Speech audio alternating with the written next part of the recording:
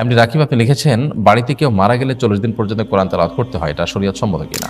রমাদান মাসে অধিক পরিমাণে কোরআন খতম করা উত্তম নাকি কোরআন বোঝার চেষ্টা করা উত্তম?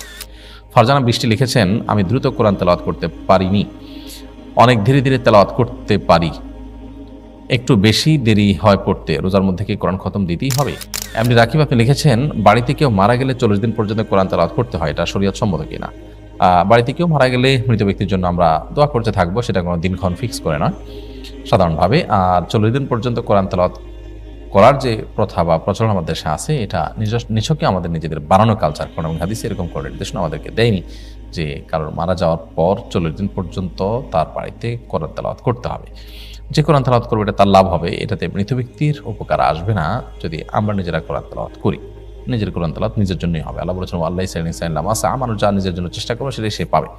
সো কারণ মৃত্যুর পর তার বাড়িতে কোরআন তেলাওয়াতের কোনো বিশেষ ফজিলত তাৎপর্য নেই এবং শরীরের কোনো নির্দেশনা নেই, বরং এটাকে শরীরের অংশ, কোরআন হাদিসের নির্দেশ, ইসলামের কাজ মনে করে করলে বিদআতে পরিগণিত হতে পারে।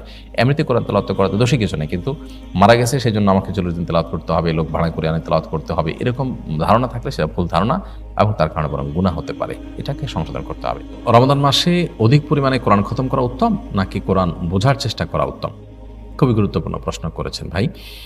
রমাদান মাসে আমরা অনেকে কোরআনের খতমের সংখ্যা বৃদ্ধি করি, 1 খতম, 2 খতম, 3 খতম, 4 খতম, কেউ 5 খতমও দিয়ে থাকেন। আলহামদুলিল্লাহ, কোরআনে কারিমে পুরো রমজান জুড়ে কোরআনে কারিম শেষ করা একবার, এটা মুস্তাহাব। বিশেষ করে তারাবির নামাজে সালাফ আমাদের পূর্বসূরীরা রমাদানে প্রচুর পরিমাণে কোরআনে কারিমের তেলাওয়াত করতেন। কিন্তু রমাদানে কোরআন কেন্দ্রিক আমলটা শুধুমাত্র একভাবে, অর্থাৎ শুধুমাত্র তেলাওয়াত করে চলে যাওয়াটাই, এটাই একমাত্র কোরআনের হক নয়, বরং কোরআনের হক এবং কোরআনের প্রতি আমাদের কর্তব্যের অংশ হিসাবে কোরআন বোঝার চেষ্টা আমাদের থাকা দরকার। কেউ যদি কোরআন কারীম পুরোটা একবার পড়ে শেষ করেন, পাশাপাশি তিনি বোঝার চেষ্টা করেন, সেটা হবে অধিকতর উত্তম। আর কেউ যদি একটা খতমের পর আরেকটা খতম, আরেকটা পর আরেকটা খতম দিতে থাকেন এবং তিনি বোঝার কোনো চেষ্টা না করেন এবং কোনো কিছু না বুঝেন, তো সেটা অবশ্যই প্রথমটার অপেক্ষা বেশি ফজিলতপূর্ণ নয়।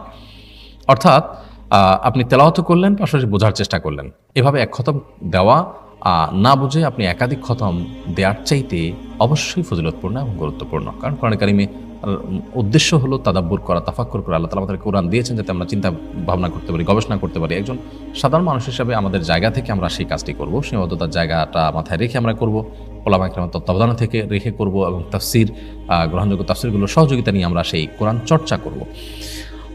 রমজান কেন্দ্রিক কোরআনটা শুধু তেলাওয়াত নির্ভরই নয়, বরং নবী সাল্লাল্লাহু আলাইহি ওয়াসাল্লাম শোনাশুনি করতেন, জিবরিলকে শোনাতেন, জিবরিল তাকে শোনাতেন, আবার কোরআন বোঝার চেষ্টা করা, এটাও থাকা দরকার। তাহলে প্রধান আমল রমজানে কোরআন তেলাওয়াত করা হলেও রমজানে কোরআন শোনাশুনি করা এবং কোরআন বোঝার চেষ্টা করাটা গুরুত্বপূর্ণ। ফারজানা বৃষ্টি লিখেছেন, আমি দ্রুত কোরআন তেলাওয়াত করতে পারিনি, অনেক ধীরে ধীরে তেলাওয়াত করতে পারি, একটু বেশি দেরি হয় পড়তে, রোজার মধ্যে কি কোরআন খতম দিতেই হবে? কোরআন কারীমের খতম দেওয়া রোজার মধ্যে আবশ্যক নয়, তবে আপনি কোরআন কারীম পড়ে যদি শেষ করতে পারেন সেটা অবশ্যই মুস্তাহাব এবং ভালো।